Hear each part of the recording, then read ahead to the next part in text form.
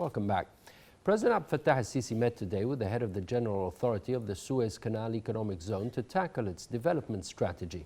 According to the presidential spokesman, the head of state instructed to start operating Port Said's tunnels and to officially inaugurate them this month. The move aims to facilitate the trade flow and cargo exchange between east and western cities of the canal.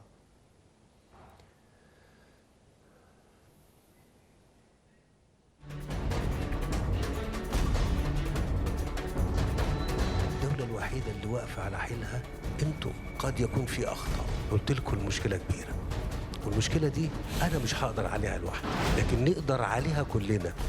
دوري عملته، بس دوركم انتوا دلوقتي. لما طلبتوني لقيتوني، ولم أبخل عليكم بحياتي. جه الدور عليكم وانتوا وعدتوني انكم هتقفوا جنبي. الإصلاح بياخد وقت طويل، ولازم نعترف ان ال6 سنين اللي فاتوا ان احنا دولة ظروفها صعبة. تحيا مصر مش بالكلام.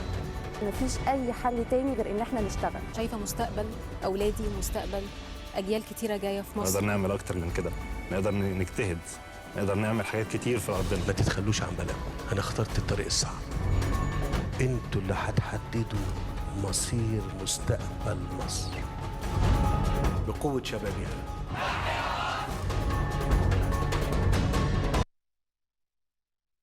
The president also met today with heads of African delegations participating in the 12th conference of the National Institutions Network of African Human Rights currently being held in Cairo. The head of state said that Egypt aims to promote human rights and justice for all African citizens in line with development efforts in the continent. He also stressed on the overall understanding of human rights that include economic, social, health, welfare, and education rights, as well as others. Washington hosts talks on the Ethiopian Renaissance Dam today, bringing together the foreign ministers of Egypt, Ethiopia, and Sudan. The meetings are held under the auspices of U.S. President Donald Trump and will also be attended by World Bank representatives.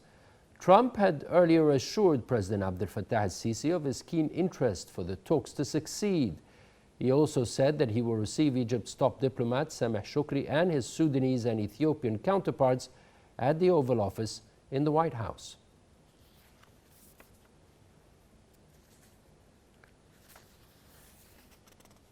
During his stay in Washington, Foreign Minister Sameh Shoukry held talks with U.S. Republican Senator John Barrasso, member of the Senate's Foreign Affairs Committee. The meeting touched on the latest developments in Egypt as well as its efforts to become a regional energy hub in the Middle East.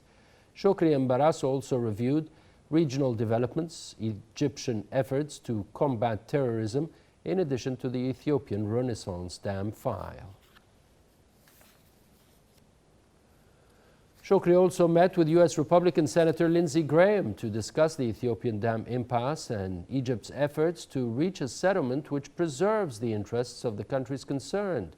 The meeting also tackled Egypt's vision to resolve the Middle East crisis and finding political solutions to regional files, as well as means of countering Turkish attempts to destabilize the region's security and stability.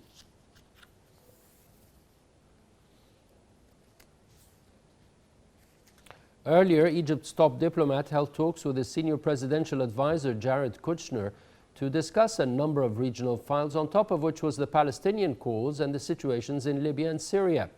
They also tackled the Ethiopian dam and Egypt's efforts during the past 5 years to reach a just agreement preserving the rights and interests of all three countries, namely Egypt, Sudan, and Ethiopia. Meanwhile, back home, Prime Minister Mustafa Madbouli chaired today's weekly cabinet meeting. He said that the coming period will witness the inauguration of services and development projects benefiting citizens. The meeting also tackled measures proposed by the Ministry of Planning to prepare the country to join the cooperation program with the OECD, known as the Organization of Economic Cooperation and Development. The Cabinet has also approved a bill amending the third cooperation agreement in the education field between Egypt and the United States. The Egyptian-Pakistani-Jordanian drills, codenamed Dawn of the East 1, resumed in Pakistan.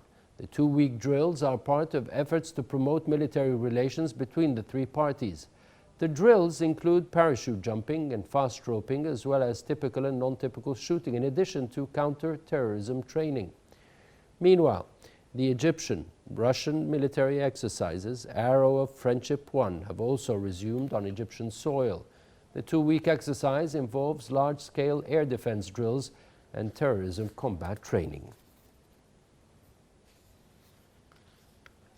A conference on electricity trade in the Arab world kicked off in Cairo on Wednesday. The event is organized by the Arab League with World Bank support in a bid to boost economic and social development. The conference is considered an opportunity to review challenges facing energy trade in the region and is expected to shed light on vital issues of strategic importance for the economies of the region.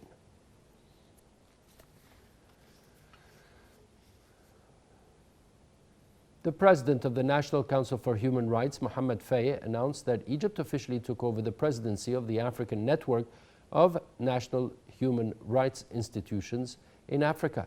Faye's remarks came on the sidelines of the 12th periodic conference of that network. The event was attended by representatives of 44 African countries, members of the Commission, as well as representatives of local, regional, and international human rights bodies and diplomatic missions in Egypt.